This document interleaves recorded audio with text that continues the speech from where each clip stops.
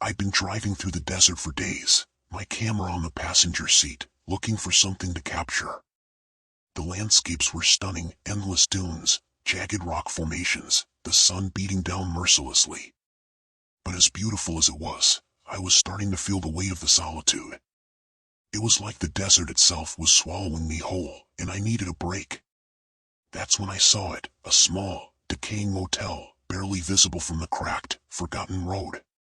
It sat there, hunched and weather-beaten, like it had been abandoned by time. The sign was faded, the letters peeling away, but the word vacancy flickered faintly, as if daring someone to come closer. Something about the place drew me in. Maybe it was the quiet, or maybe it was just that after days of nothing but sand, it felt like a strange oasis. I pulled into the lot, dust swirling in the air as I parked. The building looked worse up close, paint peeling, windows smeared with dirt, and doors hanging off their hinges. But there was something about it that called to me, something perfect for the eerie, desolate shots I wanted for my project. I told myself it was just a place to rest for the night, a chance to take some atmospheric photos and sleep under the stars. But the moment I stepped inside, I felt it.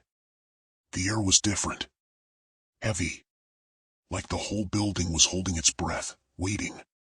The silence was oppressive, broken only by the soft creak of the door as it shut behind me.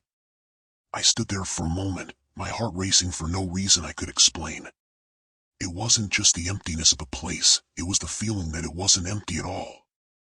That first night, after setting up my camera gear in one of the less destroyed rooms, I sat on the edge of the bed, listening to the wind howl outside. The motel was barely standing, but at least the room was better than the others, though better just meant the walls weren't crumbling completely and the door still locked. I could handle a bit of dust and decay. After all, the isolation was what I came for. At first, it was just the usual sounds of an old building. The wind whistling through the broken windows, doors rattling on their rusty hinges.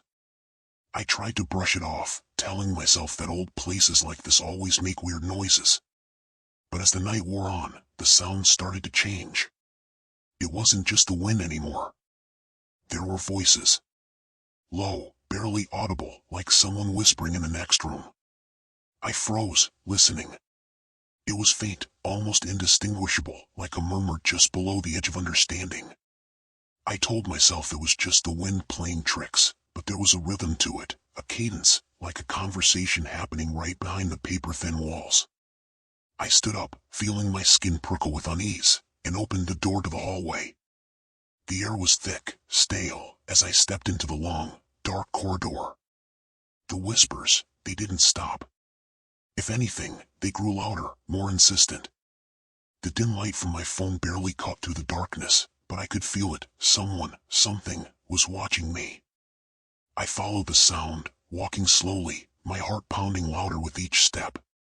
Every door I passed was slightly ajar, and the whispers seemed to drift from each one, circling me. Then I heard it, clear as day. My name, whispered from somewhere deep in the shadows. I spun around, shining my light down the hallway, but there was nothing. Just the darkness, stretching out ahead of me. And the whispers, always just out of reach. The next morning, after a restless night filled with those unnerving whispers, I decided to shake off the unease and focus on what I came here to do, take photos. The light over the desert was perfect, casting long shadows across the cracked earth and the rundown motel.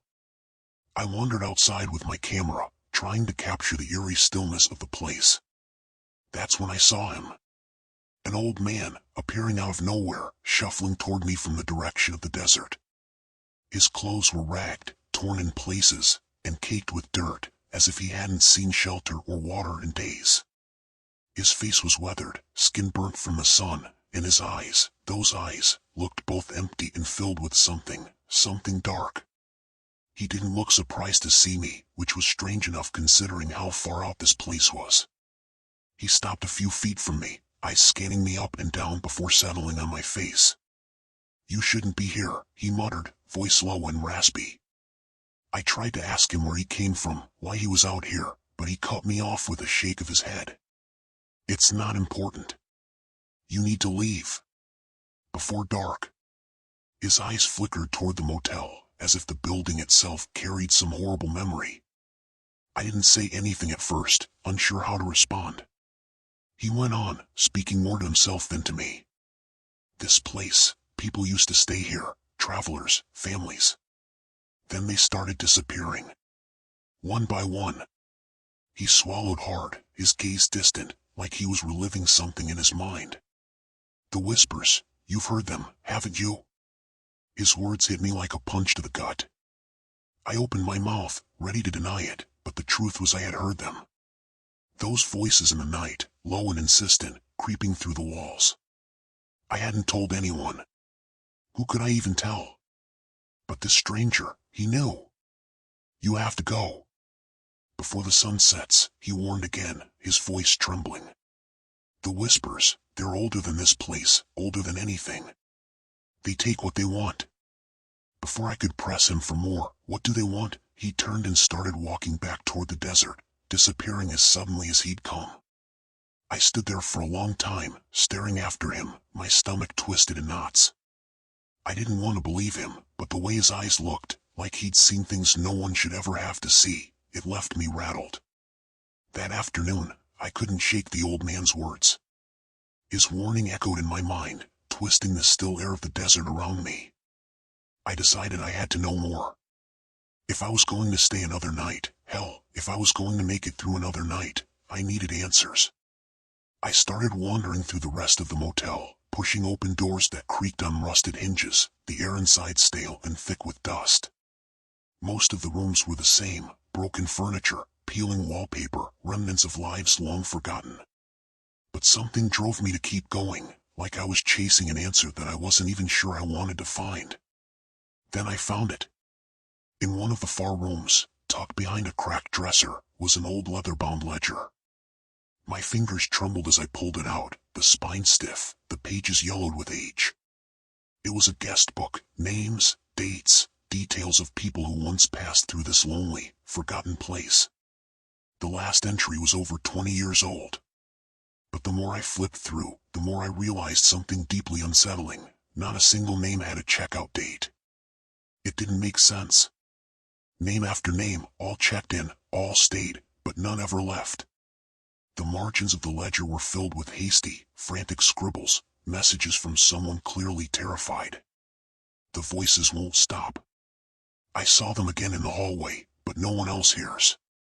Dreams, too real. I can't wake up anymore. The words grew more panicked as I turned the pages, and my pulse quickened, dread clawing at the back of my mind. As the sun began to dip below the horizon, casting long shadows across the empty parking lot, I realized something chilling. I wasn't just looking at a guest book, I was looking at a history of disappearances. That night, I holed up in my room, the door bolted shut, but it didn't matter. As the darkness outside swallowed the last traces of daylight, the whispers came back. Only this time, they were louder. Closer. They weren't just creeping through the thin walls like before. They were inside the room with me. I could hear them all around, as if they were standing right next to me, breathing down my neck. I felt a presence. No, more than that, I knew something was watching me from the corners of the room, lurking just beyond my sight, waiting. I gripped the edge of the bed, my heart racing, every muscle in my body tensed as if bracing for something terrible. The whispers grew louder, more insistent, in my name. I could hear it now, clear as day, like someone was right there, whispering into my ear. I didn't know what was out there in the shadows, but I knew one thing for sure, I wasn't alone. I couldn't stay there another second.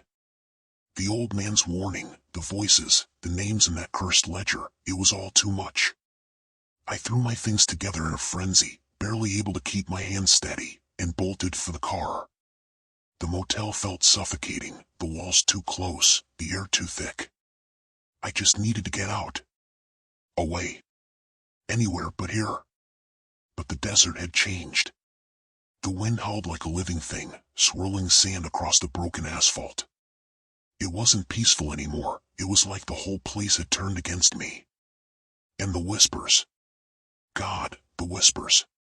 They were everywhere, swirling through the air, rising up from the ground. I could hear them even through the windows of the car. I shoved the key into the ignition, but the engine sputtered, then died. No matter how many times I tried, it refused to start. The voices grew louder, the words slithering under my skin, filling my head until I couldn't think straight. It was like they were inside me now, echoing with the wind.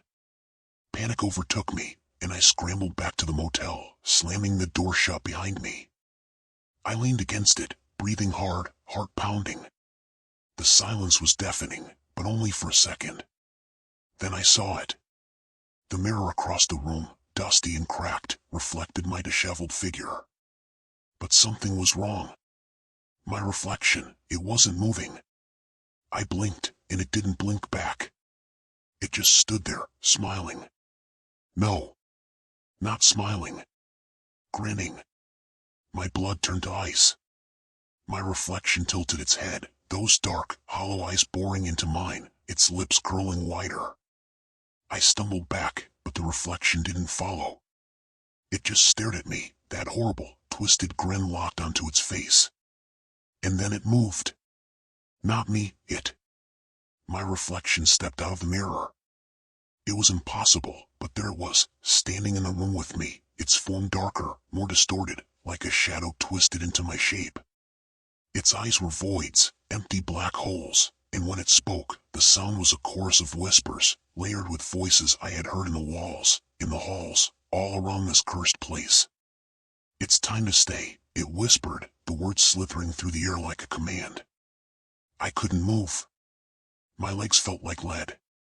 My breath was trapped in my throat, frozen in terror as it reached out toward me, the room growing colder with each passing second. The lights flickered, dimming until I could barely see anything but the thing in front of me. And then I heard it, the door behind me creaking open.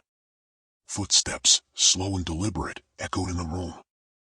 I wanted to turn around, to see who, or what, was there, but I couldn't tear my eyes away from the figure in front of me. I was trapped. The last thing I heard was the voice again, quieter now, but still with that eerie, unsettling grin. "Welcome home." And then, the darkness took me.